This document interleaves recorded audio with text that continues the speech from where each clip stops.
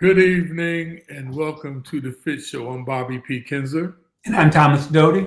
And we are the FITT Show, helping our people get their finances and our finances in shape. Welcome everybody and Lottie Dottie. We're so glad that you're joining us today. This is a show we try to provide you information with news that you can use to help you build wealth, help you establish generational wealth, and hopefully that you share it with your family members. And I can only hope that my clock right now, ladies and gentlemen, I'm at 12 midnight in London, England. And I'm hoping that we're coming on live at 8 o'clock. Is 8 o'clock, though? It's 8 o'clock. Okay, good. I was because we had what is it called? Eastern Daylight Time.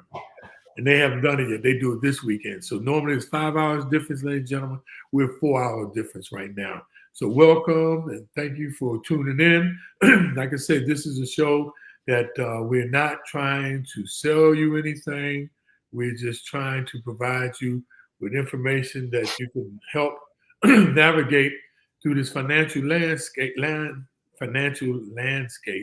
that is out there that so many people, and right now with the market being so crazy and administration and there's so much going on, we hoping that the information that you get, you'll be able to share it with your kids, your family members, your friends, and hopefully it can, simmer some of the anxieties we got, what's going on with the market and people panicking about their investments going down. Just remember, if anything, you don't get anything from us, remember this one thing. It's about the long play. Don't be trying to time the market. Just make sure that you take the long approach. Don't be into FOMO, the fear of missing out, and don't panic because things are down. It's all about the long play. And the main thing we talk about, Dote, is what? Have a financial plan, have a strategy, and we all will be okay. So look, please make sure you click on the like button in the heart. It's very important. It gives us more traction. And we try to make this an interactive show. And the way that we can do that, because we're in a virtual studio, is that you use the comment box. And we get more range with the audience and more people they let in if you use the comment box. So use the comment box, use the click button, and just don't use the comment box. We just don't want you to put stuff in there so we get more people. We like to know if you have any questions about any subject that we're talking about, any subject we're not talking about. We find it, we have the appropriate time to address it. We will address it within the show. And if you have some just comments or you have some shows you'd like for us to do. So that's our administrative part of doing this today. And it is the 13th, so make sure everybody, because some people be out there on our past show. This is live all the way from South Carolina and jolly London. Dope, how are you doing? Man, I'm happy to be alive, man. One of my, you know how, and this guy wasn't really a celebrity, but he was somebody that I followed in basketball. I was always a Louisville fan. For some reason, I just liked the way they played because one day there was a lot of brothers, and they played a hectic pace, but it was organized chaos. So I always liked the way they played, and they always had guys who could jump out the gym. And they had a guy named Junior Bridgman. I remember him. Then I moved to Milwaukee. And that's when he was in Milwaukee for most of his career. So I got to watch him play. And he was just always a classy dude. And he was a good ball player. Never made an all-star team, but he was always a good player. And just a classy guy, just the way he played, the way he carried himself. And he finished his pro career, played 12 years in the pros. I think about 9 of them went to Milwaukee. Then he hung on for a couple of years in other places, the Clippers and maybe one other team. And then he finished his career, went back, got his law degree. And then he started buying Wendy's and Chili's restaurants and did really well. I think at one point he was up to 450 restaurants. Whoa, that means Then he bought the Coca-Cola bottling. He bought Coke distributorship. And then recently he bought Ebony and Jet magazine. So he got into media. But his net worth is over $1 billion. And I think he's behind only Michael Jordan as far as ex-athletes and having made, being basically the richest, and slightly ahead of Magic Johnson. And this guy didn't have any big tennis shoe contracts. He did it all the tough grind way, and just made a whole lot of good business decisions and made a lot of money and donated a lot of money, and always tried to mentor NBA basketball players coming after him. But he passed away a couple days ago. And his name was Junior Bridgman, just a tremendous guy. And was only 71 years old, which is hitting kind of close. And do you know what he passed from? He was at doing a medical emergency. He's at a hotel at like a presentation kind of thing, and just didn't recover from it. But and it's again, like, I never met the guy other than seeing him play. I went to a bunch of basketball games when I was in Milwaukee. Saw him play a whole lot. I always admired his game, and I followed his career afterwards when he was doing all the business stuff, and just passed away, and just feel like a numb. Like I said, I never met the guy in my life, but kind of had me down for a minute. Wow, cool, classy guy. So other than that, I'm doing well. So and I did read up on Junior Bridge. This was before he passed, and I didn't realize he's passed. And I was impressed. And he had like maybe 100 Wendy's at that time. I didn't know he built it up to 400 Wendy's. And Wendy's and Chili's. He had a lot of Wendy's and Chili's. Right. Yeah. First it was just Wendy's, but then all of a sudden he just branched out. So so let's hear from Junior Bridgman, a black man, an entrepreneur actually, and just a class guy. You're right, Dope. So Dope, let's jump right into this week's topic. Last week, ladies and gentlemen, we talked about tariffs, right? And we hope that helped some of you all understanding and how that impacts your finances and your financial portfolio. That's why we wanted to share that. But today we're going to talk about take the steps of the wealthy. Now, I know you've heard us talked about that before.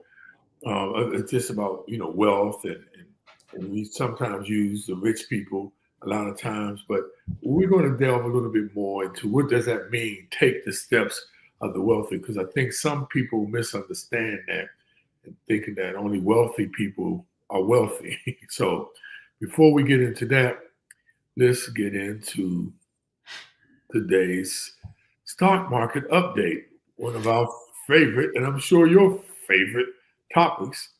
And we're going to start off with, it did. Yeah, and it has been ugly with a capital U. The market has been going crazy. You got summaries, takeaways. There we go. We got there. And as you can see, the market has been going crazy. Three weeks ago, everybody was talking about Donald Trump's blueprint for the economy, and U.S. stocks were at a record high, and everything was great.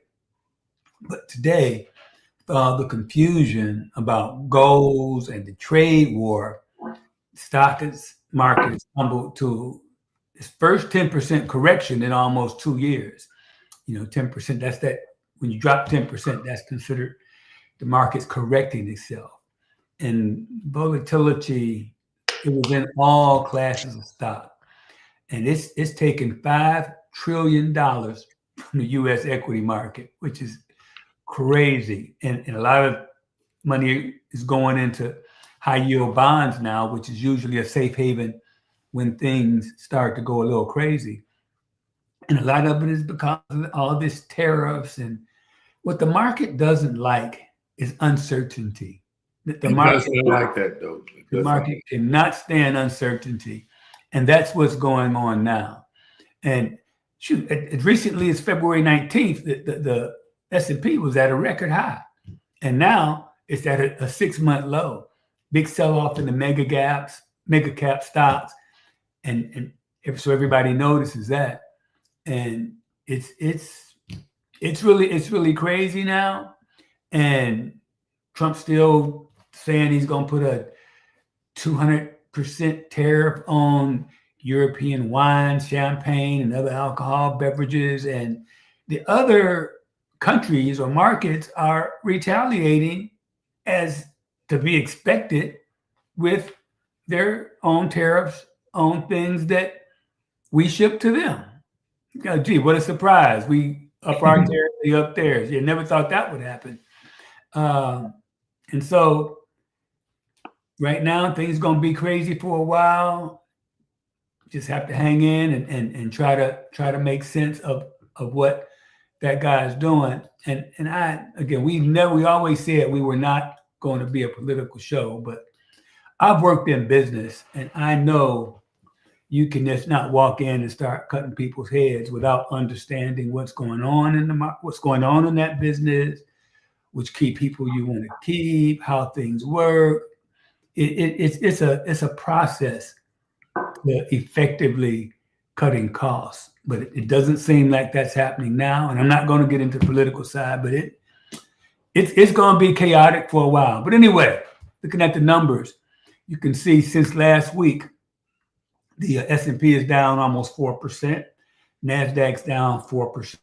And some of the stocks I hold took a huge hit. Microsoft's down 4.5%. Apple's down almost 11% because Apple's having some other issues. And when you think about China and they're up in their tariffs, Apple sells a lot of phones in China. Nvidia stocks actually came back a little bit. It was actually down a lot more than this, but last week it's up 5 points. Google's down 9, Pfizer stayed flat, and Palantir stayed flat. So it's going to be a crazy ride until there is some certainty. We got the shutdown coming up. And what's interesting about that is a lot of things they're talking about cutting is going to affect a whole lot of people. They're wiping out the Department of Education, cut 50% of that, talking about closing it down.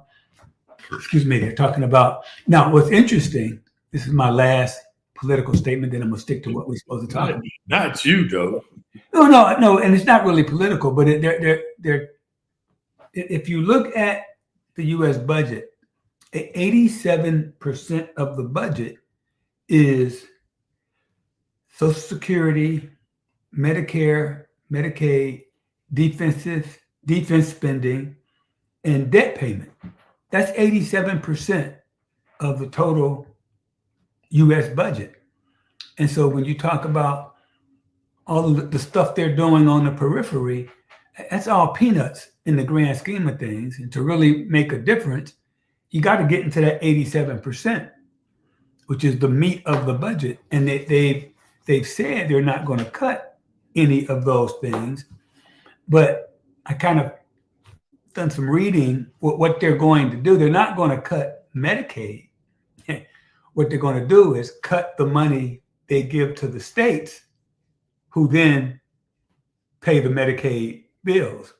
And so they're going to sit back and say, well, we didn't cut Medicaid, the states did, but the states are going to the states are going to be forced to cut because they're going to get less funding from the government. And so it's not brain surgery, it's pure math. If you got less money coming in to keep things even, you got to find something to cut. They're not going to raise taxes. That'd be politically unpopular. So what they're going to do, they're going to end up cutting Medicaid because the funding they get from the government is going to decrease. And the federal government is going to sit back and say, hey, we didn't cut Medicaid. States did. We just sharpened up the budgets and sharpened up what we gave to them. So that's coming. That's to me, you can take that to the bank, because with all the spending cuts they're trying to do to keep that big tax cut, I think that's like $5 trillion. And Yeah, it's not really a new tax cut. It's the same tax cut they're trying to get extended. That's like a $5 trillion hit to the budget. They got to find some ways to kind of get some spending to offset some of that. So that's what's going to happen. So we'll see if I'm right, and if I'm not right, I'll in a few months I'll come back and say I wasn't right. But I'm pretty sure that's what's going to happen. So it's going to be chaotic. It's going to be chaotic for a while. So, and we always talk about not trying to time the market, and we firmly believe in that. But that doesn't mean you don't seek opportunities when opportunities are present. And there's some good stocks out there right now that are down overall with the market. And it's no different than picking a good stock at any time. Obviously, you'd rather pick a good stock when it's down versus when it's up. And so if you've ever thought about investing or buying individual stocks, do a little work and find some of these good stocks that are out there that have gone down with the overall market, because the market always comes back. It always does. It's no guarantee. I'm not saying 100%, but if you look at history, the market has always come back. And so, again, we're not saying time the market, but there are some good buys out there right now. And so you might want to consider some of those. I just want to give a couple of points of reference, right? So for one, you all, the economic cycle is usually explained in 4 phases. You have the peak, right? And then you have the downswing. Then you have the bottom. Then you have the upswing. It's just 4 cycles, right? You at the peak, or it's going down, the downswing, and then there's the bottom, and then there's the upswing. Now, nobody can determine when it's going to be a peak. Nobody can determine when the bottom is, but the key is, to catch it when it's swinging up, right? But it's just 4 cycles. And so, and I just want to put it into that. So you can look at it and say, oh, yeah, is it at the bottom, or is it has an upswing? Just need to sit and watch. And I know a lot of people are not savvy into technical analysis, fundamental analysis. But I just want to tell the people who have 401k plans, and I'm talking about the people who are not retired, and I'm talking about the people who are retired who still manage their funds. The name of the game, like we said, is the long play, not the panic. But one of the biggest things, you need to really think about your mix. We always talk about the diversification, but within the diversification is you finding the sweet spot for you. Nobody can tell you how much risk you want to take and how much conservative, and you just want to preserve your money. What would make you sleep. So think about, how much risk you're willing to take. And if you're willing to take more risks, then that means you need to sit and be calm and ride it out. If you're not feeling that you can take too much more risk, then go on the conservative side. Go into, money markets. Go into some bonds. It's interesting, though, the bond market, because a couple of years ago, the bond market and the stock market is like an inverted relationship. But for not the first time, but a long time, the bond market went down when the market went, but the bond market is back up again. So that's the chance for people to get in, by the way, especially treasuries. Each individual can get up to $10,000 worth of treasuries, and they are federally tax-free. The other thing is, though, gold, because for a minute there, gold was also another inflation fighter, but it was kind of going down when the market was going down. But now it's starting to tick up back to its place, because now, though, I think today is up to $2,998, and I think that's the highest that it's ever been. And it's probably going to trick over 3,000. And silver used to tick down around about $25. Silver is now up to $34 an ounce. So there's things out there, y'all. There's buys, there's opportunities out there. But if you can't stomach buying, like we say, more stocks and using dollar cost averaging, consider the mix you have. At least look at the mix. And when I say mix, growth funds versus bonds versus small caps versus international stocks. That's what's all in, by the way, the T. Rowe Price Thrift Savings Plan, the government plan. But the same equivalent is in the other ones like T. Rowe Price and people like that. So just want to share that with y'all to make sure that you just look at the mix and try to find the balance that works for you. Because there's no, like me and Doug always say, there's no one fix for everybody. So, Doug, with that, let's look at the cryptocurrency market. More bad news.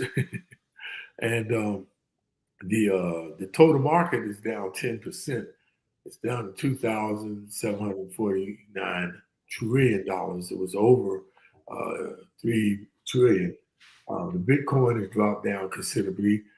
Not since last week compared to this week, it was dropped $9,273. That's 10%. And Ethereum is still in second place, and it's down 19%. Then you have Tether and Ripple. Now, Ripple was outside of the top 10, but Ripple is now number 4, and it keeps flipping back and forth between third and fourth with Tether. Then we were tracking the Dogecoin, which dropped down to number 9, and Binance now is number 5, and that's down 4%, $21 a share at $577 a share. And Solana, which we've been tracking for a while, is still holding on around number 6, and it's down to $123 a share, cryptocurrency. And it's down, but that's down 15%. So as we see, as the stock market goes, we starting to see some, same interesting trends with cryptocurrency. But the Bitcoin is down to $81,000. Like Dope was talking about the market a few months ago, and I was talking about as early as January, I think, though. It was over 100. It was over 100. Yeah. What did you say? Bitcoin got up to 100,000. It was 105,000. Right. It got up over 100. Yeah. Yeah. So, but like we said, you all, that's just how the market goes. Just make sure you have a strategy and you stick to it. Don't panic. And like we also say, if you need to adjust, then adjust. But don't try not to panic, because that's what get a lot of people. And full disclosure, I'm buying some Bitcoin tomorrow. Don't you, wild boy? I'm buying some more. Yeah. Yeah, you. And ladies and gentlemen, as we always say, the difference between me and Dope, he takes way more risks than old Bob does. A lot of people say, Bob, I'm like, I'm just, that's for me, But Dope, but you are going to be in Bitcoin. Yeah, I've already got some. Yeah, me too. And yeah, I'm up like 4 times what I put in it. Yeah, and but I'm about more. And the thing about cryptocurrency, y'all, it's like we say, if you don't have your portfolio together with the other stalwarts, you don't need to be talking about no Bitcoin. Okay, this is an auxiliary move once you got everything else safe. So make sure y'all remember that. So don't take the steps of the wealthy. That's our theme today. What does that mean? Some people may misunderstand that. Yeah, and it's the invisible rich, and it's you're thinking about how people get rich, and oftentimes you think it's inheritance, but it's truly not. And typically it's through diligence, smart choices, and most importantly, deferred gratification. What do I mean by that? It means putting off the wants and desires of right now, of things that really don't appreciate, and investing in things that appreciate, and being purposeful about that. So this is how you get there, because obviously that should be a goal. If you want to accumulate money, is to get as much as you can. And so, true, and some people get rich through inheritance or some other lucky breaks, win a lottery or crazy stuff. That does happen.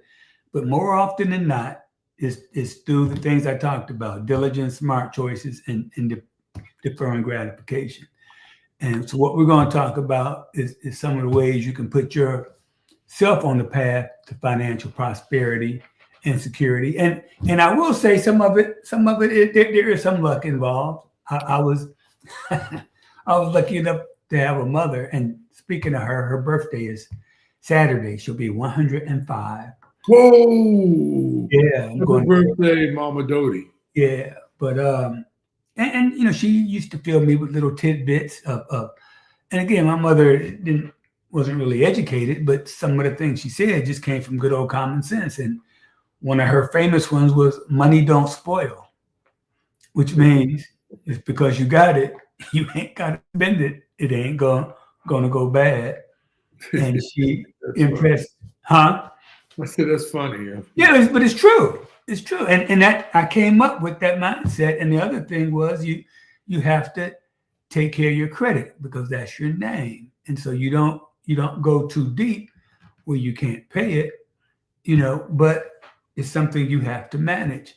But she always stressed to me of saving money. She knew nothing about investing, which is kind of getting to my fact that I was educated and I was in a business discipline that I learned about that and worked with people who did that. But those are the things that kind of helped me. And had I hadn't had that, if I hadn't been in a business discipline, I don't know if I would have accomplished some of the things I've accomplished to this point. But so I would say some of it is being in the right place at the right time. But I would still say the three major focal points are diligence, smart choices, and deferred gratification. So, you know, a lot of times, you know, people think that only wealthy people are the ones that get wealthy, which is obviously not true. Now, you too can become wealthy by investing in the time and energy that it takes to be wealthy. It's no magical plan or some highly intelligent geek that only understands the principles of building wealth. But, you know, if you just follow the steps of the wealthy, you too can capitalize from what they're doing. Now, you don't have to acquire a college financial degree, be a big time CPA like Doe is. If you can be diligent and are willing to just put in the work, and you know, that's something that me and Doe always talk about, putting in the work, putting in the effort. It becomes simple. Now, notice what I said. It becomes simple. I'm not saying that it is simple, but once you put the work in and do the due diligence and put the time in, you know, and the energy, it does become simpler. So today we're going to mention a few steps that the wealth can take that can lead you to possibly increasing your wealth position.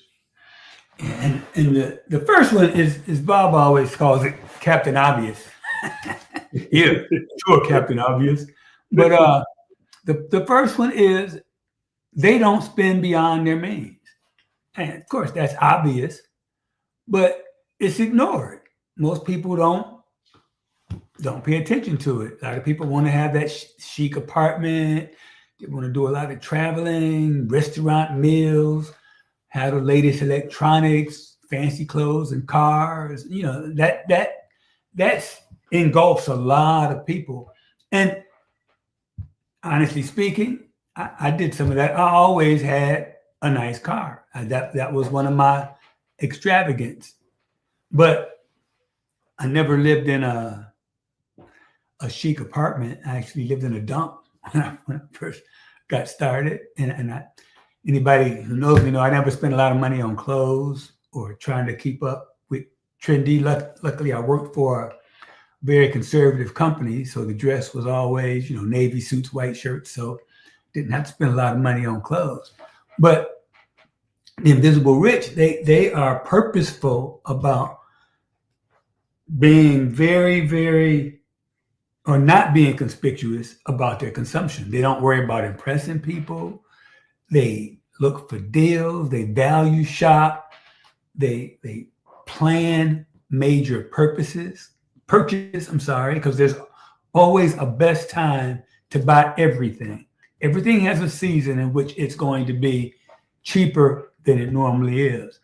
And the money they save, not getting that chic apartment, not eating out all the time, not keeping up with the fancy clothes, they invest that money in things that make money, things that earn interest, things that earn dividends, and things that create capital gains.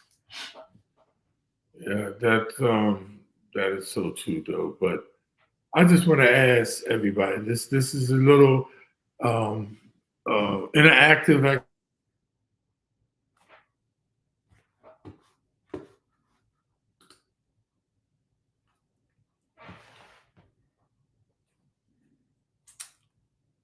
Bob, you're frozen. I don't know if you know.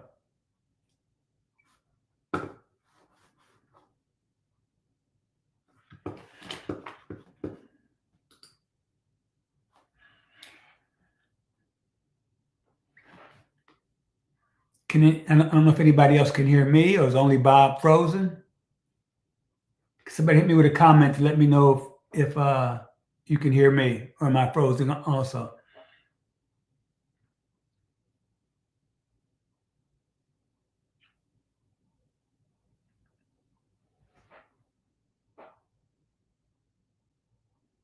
Bob not only, okay, he's gone. Let's see.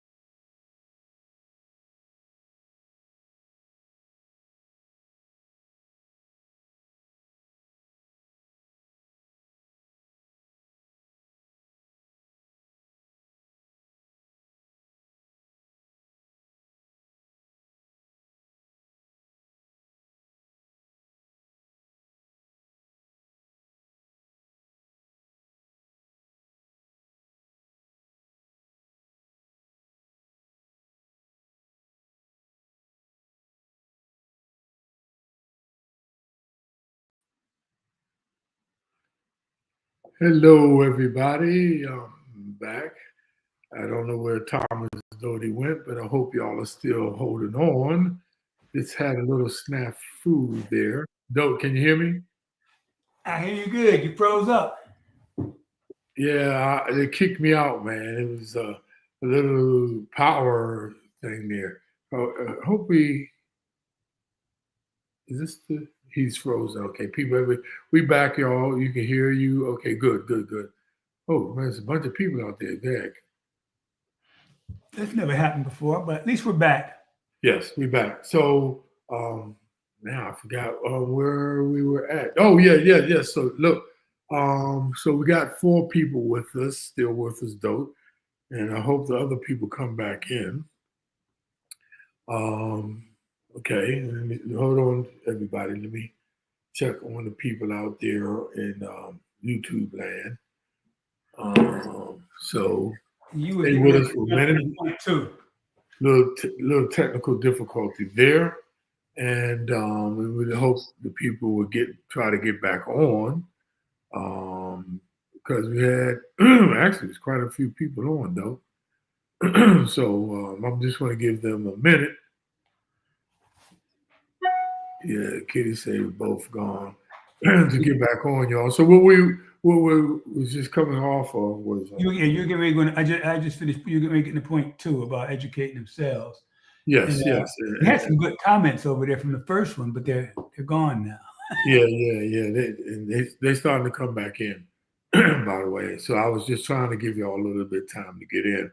But what I was going to start off with was for the people who are on, right? And like I said, I can't tell who's really on now though, because I still see. Oh, okay, Gloria. My sister said I'm still here on YouTube. Way to hang in there, Glow. And okay, Kitty's in. Okay, welcome back. Linda's back. Okay. Linda's back. Okay, and let me give it a little bit of a minute. There's a couple more people. Okay, they started. The other comments came back too. Good. Yeah. Okay, everybody. So. Oh no, Kitty say, should I buy some Bitcoin? Yeah. Oh, you saw that one. You saw when I hit the back one. I said that's on you, Kitty. Personal advice. But Kitty's like, do I want to get in the game? I'm buying something. I'm buying more tomorrow. Only if you got everything else in place, Kitty, that we recommend if you do or not. But we usually don't give personal advice. Excuse me, I'm a little dry here, y'all. So yeah, okay, people coming back in, good. So for the people that's on, right, I want to do a little activity, right, a little interactive activity. What do you think is the first investment that wealthy people make?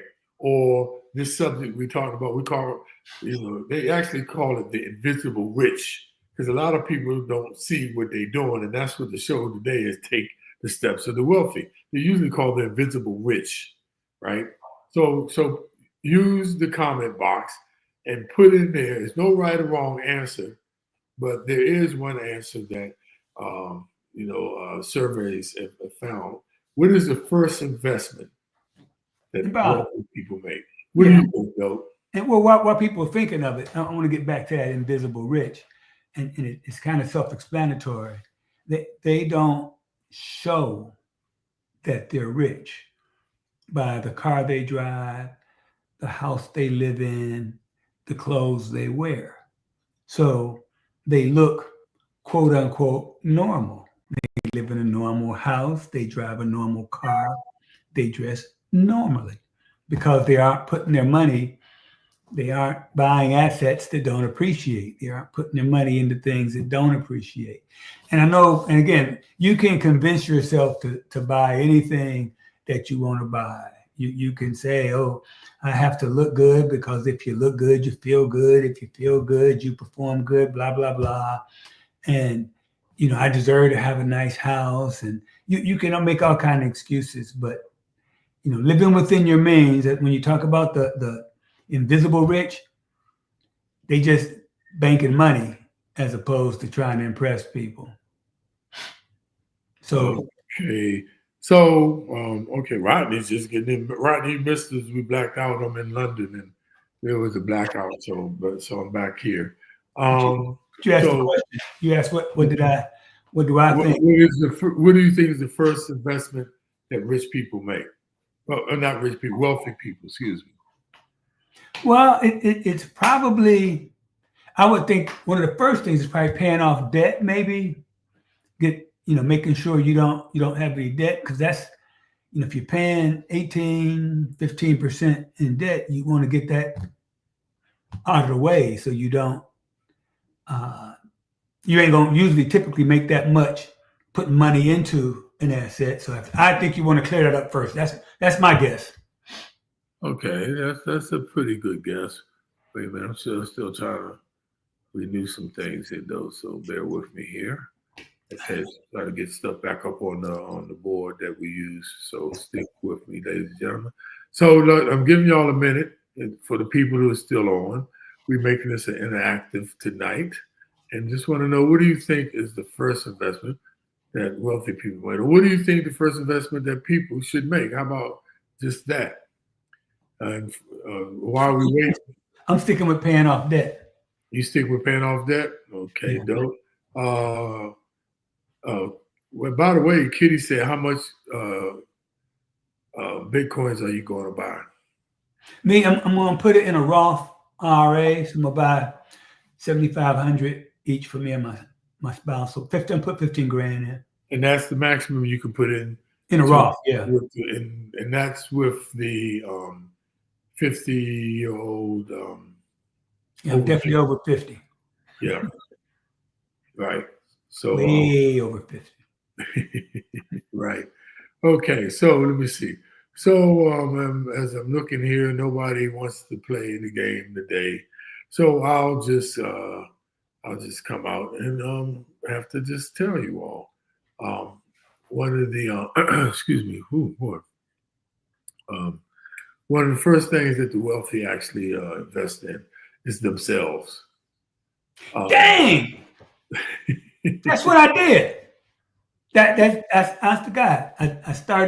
I got my master's like a year and a half after I started working. I started working on my master's and then I got my CPA. So I guess I should have thought about it. I just didn't think I would be the one who did what everybody else. Right. And that's interesting, though, because education is still the prime driver of lifetime income, and it's never too late to learn. You know, your own earning power is rooted in your education and job skills. It's the most valuable asset you'll ever own, and it can be wiped out in a market crash, but it can be eroded. And what I mean by that is, in King George, Virginia, on our way to our grandfather's house, it was this house there called Pearl Harbor. And that was where the place that my uncles and them had, but that's where they went and partied, played, drank, played cards, and sin. And we used to pass that house every time we used to go to get to our grandfather's house. But one day, so one day, I rode by there and the house had just crumpled, though. It just fell down. And the reason why it fell down because nobody was in it anymore. Nobody was living in it anymore. Nobody was doing anything to keep it up. And that's the thing about, you know, your most valuable asset is you and your education, because it can erode if you don't keep it up. You know, you got to keep pushing up your earning power through continuous education, training, and personal development. Now, this could mean going back to school or just adding a certification on the weekends, or just serving in a work-related field that will build your network and increase your salary. But I found that so interesting, though, that one of the first things that the invisible rich do is, okay, we got one. Okay, I agree, though. So Carl said he thought paying off debt was the first thing. Yeah, cool. Thank you for that. Kitty, by the way, you want to know where I'm in tonight? I'm in London, England, by the way. I'm at a London International Book Fair. They ended my book into the book fair, and I am now international author and exhibitor. So on you go. Okie doke. And the next one, and it fits right in with what you just talked about, and it's pick the right field. You know, we're talking about educating yourself, and just these are facts, and it's not opinion. There's a big difference in salaries out there among jobs that require the same amount of training and education. You know, the wealth builders look at lifetime earning potential and what jobs are they choosing, and you know, personal finance advisors, engineers, people always, those are the ones that people are always looking for. Right now, it's on the computer side. And if you have that math or engineering or just that knowledge to be able to work in the computer field, you can probably make a whole lot of money. And that's different from saying totally giving up your dream or what you want to do. Let's just say you like music. Well, you can get an education in something that pays a lot of money and still follow your dream on the side. You just don't make that your number one priority.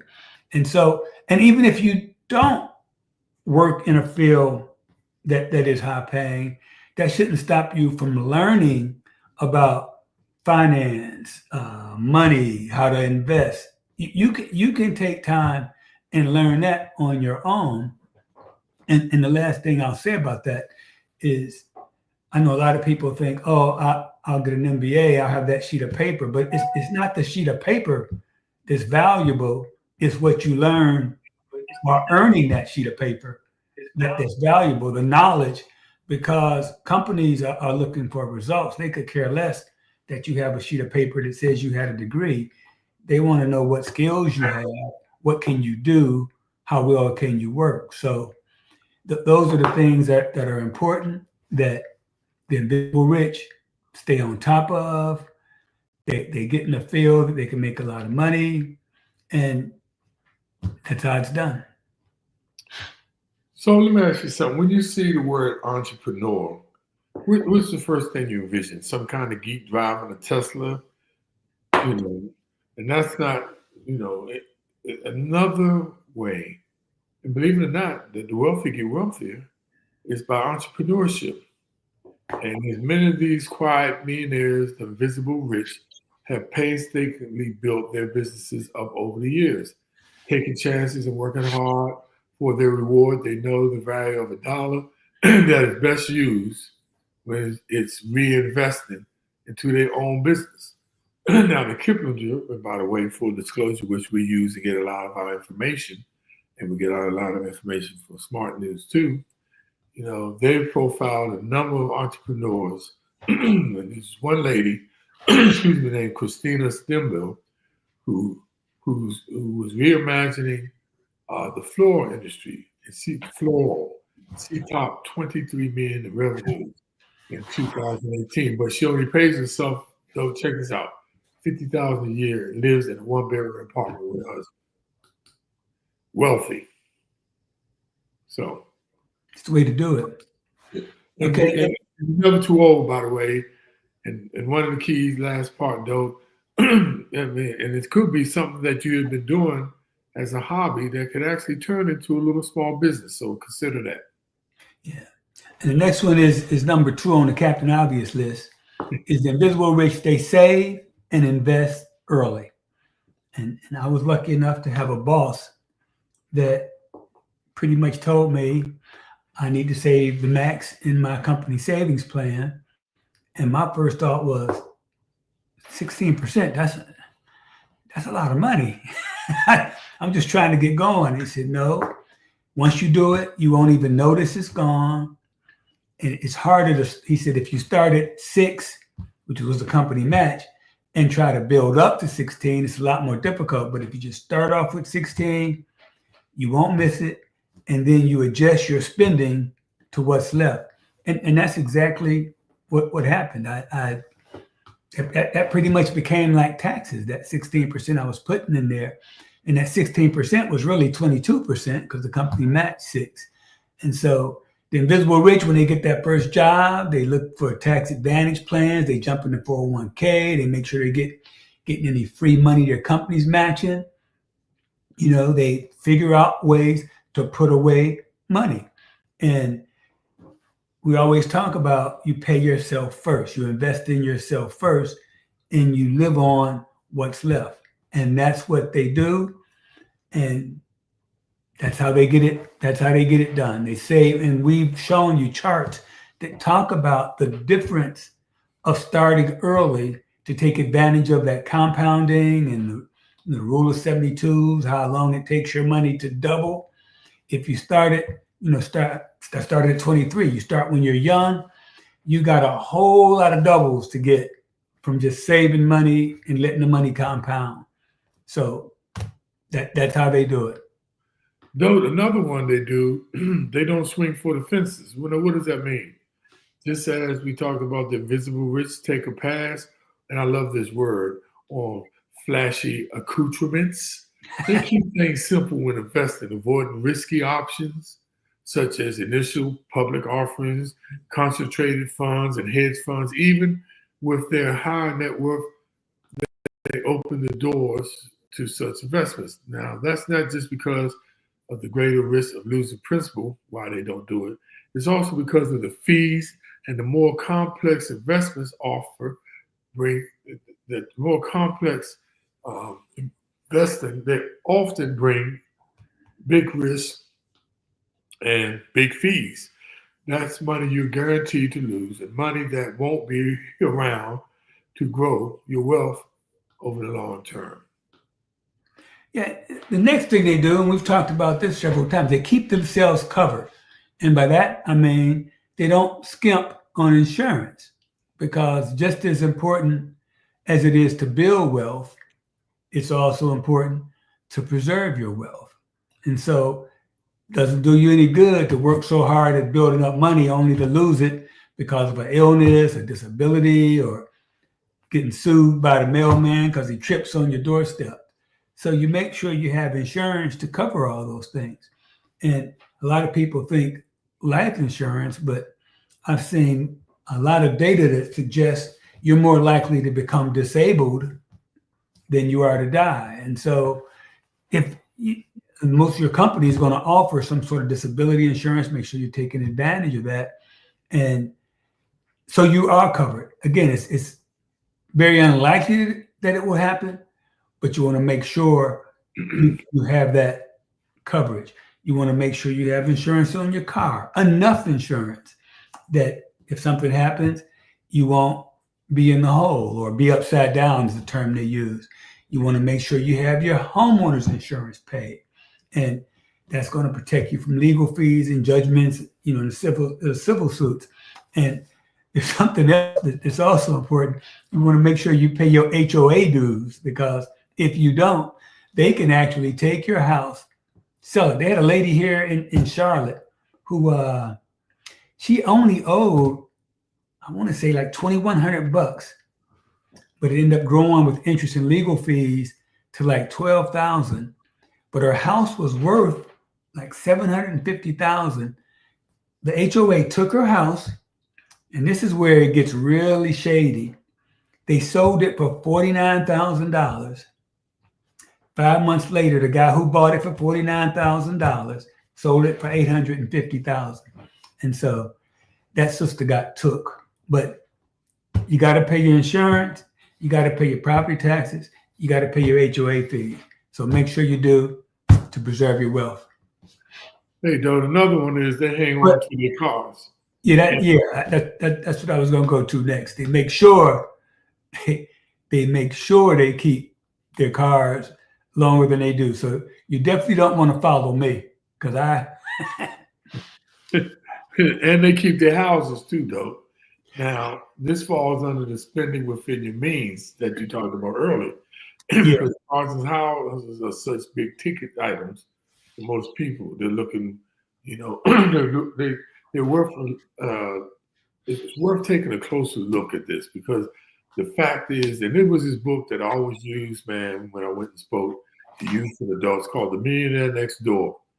And it said that they devote a whole entire chapter on you are not what you drive, to the perils of spending too much on your car.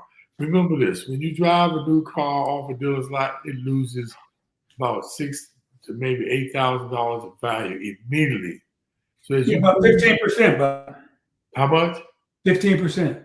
Ooh, that's so if it costs $100,000, that's $15,000. That's big, man. So when you cruise by in a fancy new ride, the visible rich or look isn't impressed.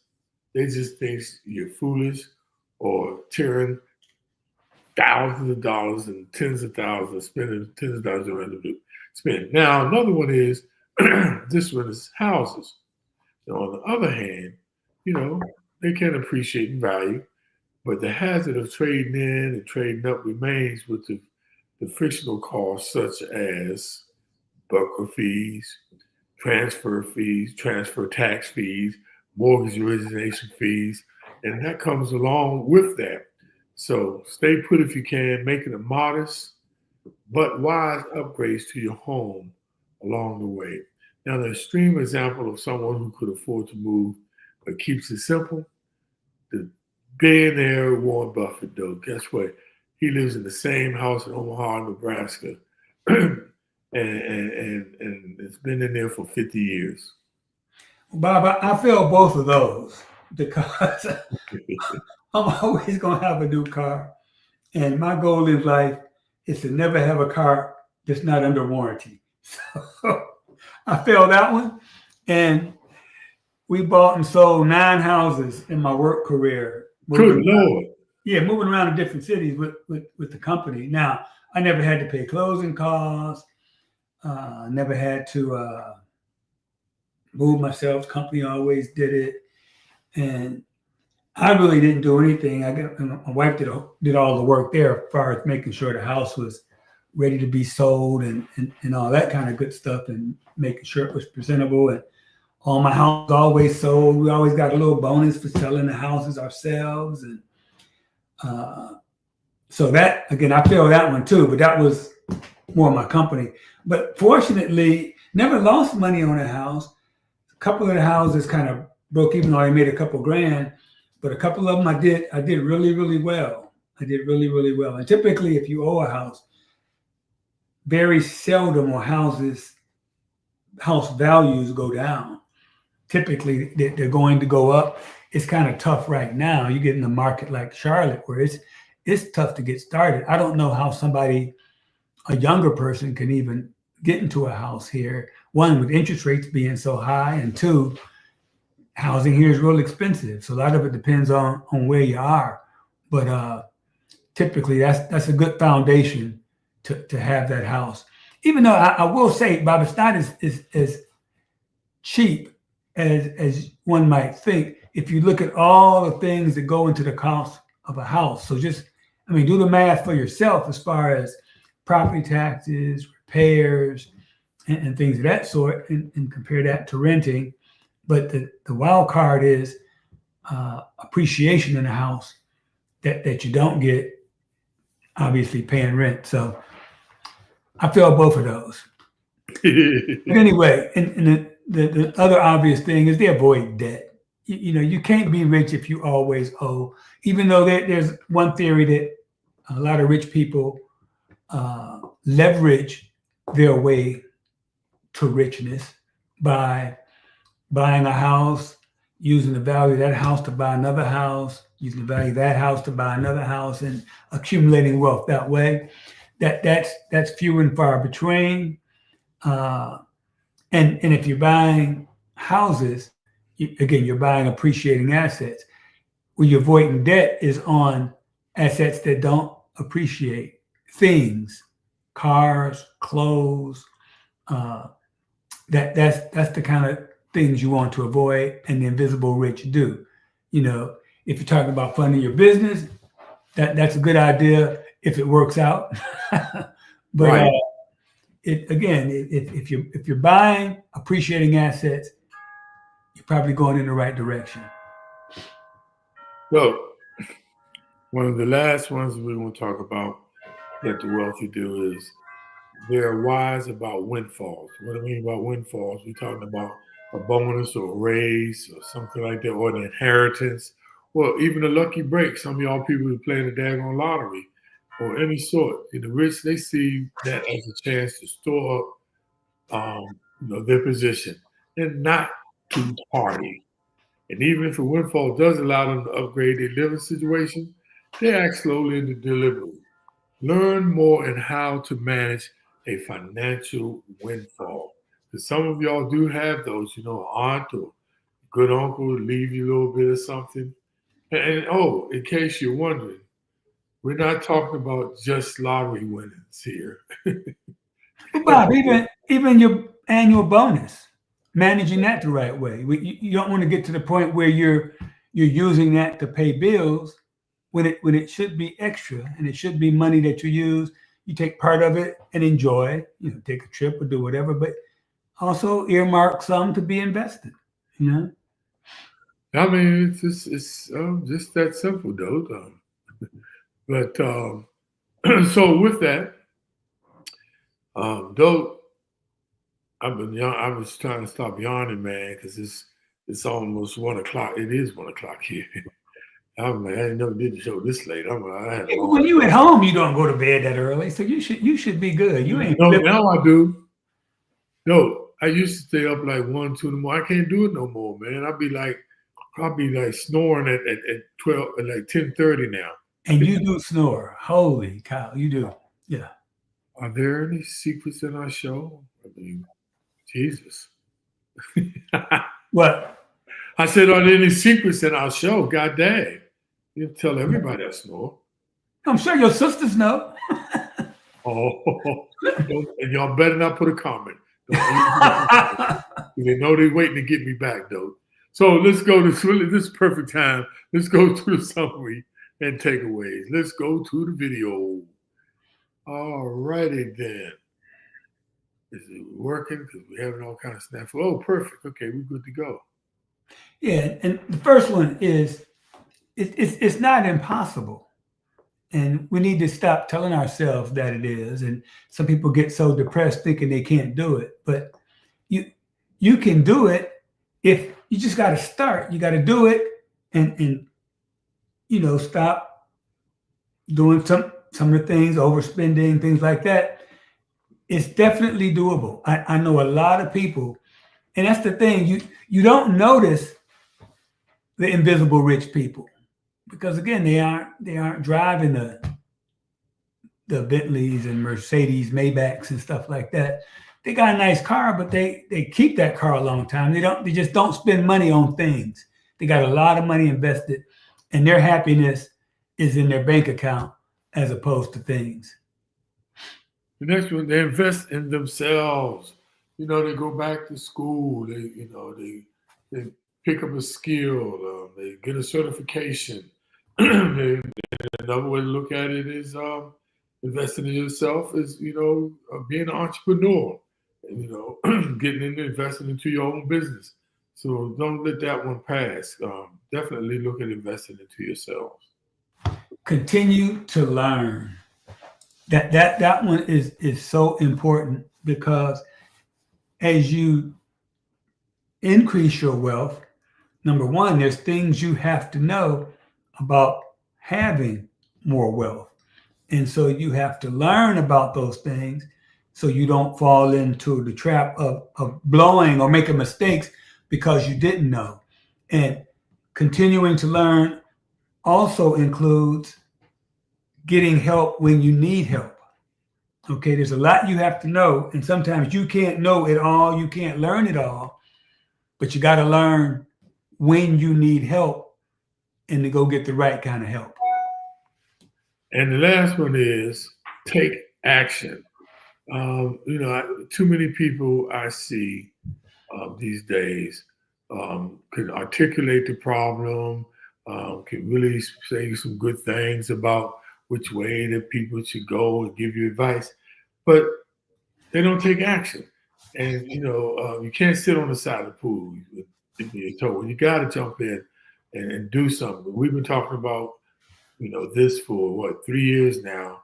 And some people just have not taken any action. Sometimes it's paralysis from analysis. Sometimes it's just procrastination. But you must take action because, you either living or you're dying. So take action, you all, and take some actions to these things. And I'm always going to remind you guys about watching out for scams. That's my. If you get nothing else from this show, make sure you don't get scammed. And it's just don't answer the phone. That's your best way to do it. Don't answer the phone. Don't. If it's not from somebody you know, if it's important, they'll leave a message. 99 times out of 100, scammers don't leave messages. So don't be curious about who's calling you. Just don't answer. If you get an email from somebody you don't know, ignore it.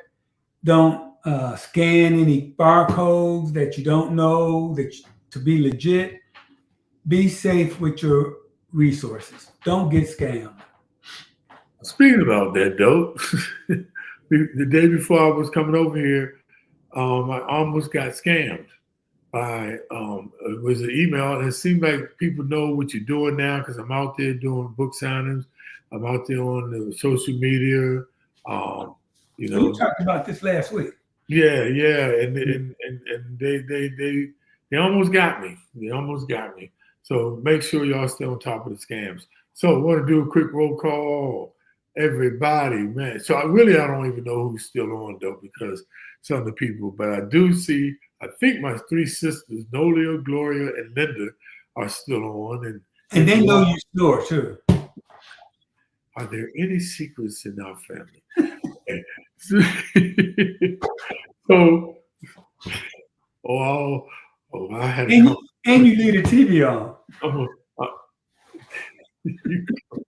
Are there any secrets in our friendship? Okay, like I'm gonna get you back. I'm gonna hold what I got for you because you're gonna think I'm just retaliating, but I got one for you. So, my wonderful sisters, yeah, your little baby boy, Bobby is in London, and Kitty has a comment down here. Kitty, yes, I'm doing a book signing in Scotland and in London. It's a book fair where it's like thousands of authors, thousands of publishers, literary agency, libraries, and so it's a great thing. But they don't let you. You can't promote and market. They do it for you. They have a electronic thing. They have a place for your book. And so, but I can stand there and take pictures and stuff by the book and all that kind of good stuff. But it's a great opportunity. Did you meet anybody in your book that you maybe didn't say something nice about and you had to see them in Scotland? No. Good. But I did have a teammate that lives in Amsterdam who's in the book about it. He said his name. He called me the other day on FaceTime. Man, I know who you're talking about. But it was true. It's like best man, huh? That's exactly dope. Hey, so look, hey everybody, hey, if you're still on, hey Garnett, thank you for being on. My brother Carl Chapman, man, good to see you, my brother. Who else is out here? Hope you're still out here. James Alexander. Hey, James, how you doing, James? Brother Jimmy. Yeah, but Jimmy asked the question. He said, can you just do a quick, brief review of tariffs from last week? Well, we're kind of late. We probably do it next week for you, James, because I guess you missed the tariff thing, but it was pretty good last week. And that's everybody. Oh, Rodney L. Madison, thenotexperience.com. Please stay out, check you out. And that's everybody. Oh, James, you still here? Okay, James, what's up, my good brother? Kitty just put another comment. Were there many Black authors? No. But I did meet up with a roundtable with the Black British Book Festival. It's a book festival they do for all Black authors, and they had a roundtable, and I met with them and met with the president, and that was so enriching. Met with some great people in Audible, that I could do Audible books and things like that. It's been so beneficial, been so good. God is very good to me. So I know we hold y'all on longer than we normally do because we did have a blackout, but no, I like to end with a quote of the week. There are 3 solutions to every problem. Accept it, change it, or leave it. If you can't accept it, change it. If you can't change it, leave it. I like that. I like whenever I can impress you with my quotes, though. Okay. Look, everybody, see you next week. I'll be back home, and we'll be on the same back channel. We hope this was helpful information to you. Thank you to all your comments. So it is so great to be able to do this every week, though. This is our 189th show. So thank everybody. That's a total almost, I think it's 3 years, though, by the way. So yeah, coming up on 3 years. Look forward to seeing you next week, and I'll be back in the city. Have a good weekend.